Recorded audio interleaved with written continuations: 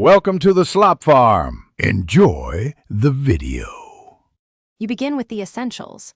Check that you are on Windows 10 and have permission to change system settings. Right now, open Settings with Windows +I, or right-click the taskbar and choose Settings. This gets you to Personalization options. Once done, click Personalization, then Taskbar.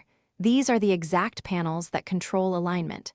Make sure to note whether taskbar icons are grouped or hidden, because that affects how alignment behaves when you adjust it. You can use the built-in taskbar options first. In taskbar settings, toggle Use small taskbar buttons or related options, then set alignment if presented. If the UI lacks a center option, you'll edit the registry. Navigate to hkcu/software/Microsoft/current version/Explorer/Advanced, create or modify the taskbar AL position value. This lets you force left or center. After editing, restart Explorer or sign out. That step ensures Windows reads the new value, and you'll immediately see the alignment change. Now finalize. Confirm layout by restarting Explorer through Task Manager so docking and notification icons refresh.